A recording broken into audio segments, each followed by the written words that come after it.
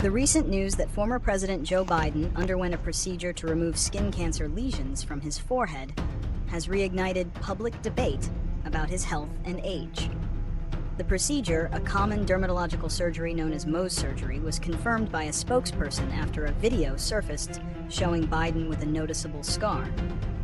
This event follows a series of other health-related announcements, including the removal of a basal cell carcinoma from his chest in 2023, and more recently, a diagnosis of an aggressive form of metastatic prostate cancer in May 2025.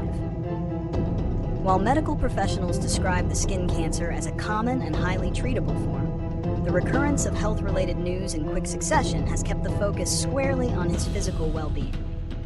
The public discourse is no longer solely concerned with policy or politics, but is increasingly dominated by questions of fitness and vitality, particularly given his age and a public life marked by intense scrutiny.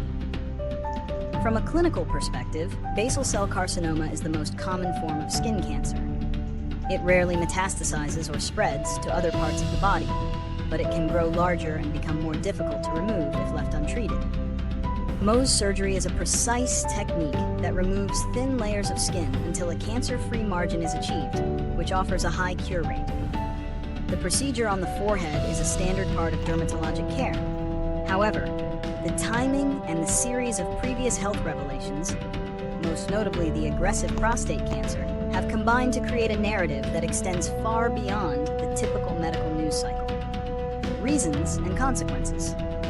The immediate reason for the procedure is, of course, medical necessity. Given the history of skin cancer, routine surveillance is critical. The recurrence of a skin lesion, particularly in an area of high sun exposure like the face, is not an unexpected event for someone with a history of such diagnoses and who spent a significant amount of time outdoors in his youth. The more profound reasons behind the widespread public interest, however, are political and psychological. Concerns about Biden's health and age have been a persistent theme throughout his presidency and have continued into his post-presidency, particularly following a halting debate performance that contributed to his decision to withdraw from the 2024 presidential race.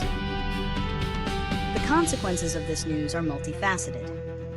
On a personal level, it adds to a list of serious health challenges for a man whose family has been deeply affected by cancer. Politically, the primary consequence is the reinforcement of public skepticism about his overall health. Despite official statements confirming the successful removal of the lesion and a clean bill of health regarding this specific issue, the broader narrative of a leader facing cumulative health challenges has already been established. This can affect public perception, fundraising, and the overall political landscape, regardless of his current status as a former president. For the Democratic Party, the news may serve as a reminder of the challenges faced in the lead-up to the 2024 election and could influence future decisions regarding leadership. Prediction and solutions. Looking ahead, it is likely that the conversation around Joe Biden's health will continue to be a prominent part of political commentary. The public and media will remain on high alert for any new health reports or visible signs of frailty. For a public figure, a scar, a limp, or a stumble can become more than a physical event. It can become a potent symbol in the political arena. The scrutiny will extend not only to Biden, but also to other aging politicians, potentially forcing a broader conversation about health, age, and public service. In terms of solutions, there is no single fix for the political implications of a public figure's health. However, a few approaches could mitigate the impact. First, political leaders and their teams could adopt a strategy of radical transparency. Instead of waiting for a visible sign of a procedure to prompt an official statement, proactive and detailed updates could help build trust and preempt speculation. This would treat the public as an informed partner rather than an adversary to be managed. Second, the media and the public could strive for more nuanced and fact-based reporting. Distinguishing between a common, treatable condition like basal cell carcinoma and more serious systemic illnesses is crucial. Third, and perhaps most importantly, the political system must confront the reality of an aging leadership class. This could lead to discussions about mandatory health checks, term limits, or other mechanisms to ensure that those in power are physically and mentally capable of handling the immense pressures of their offices.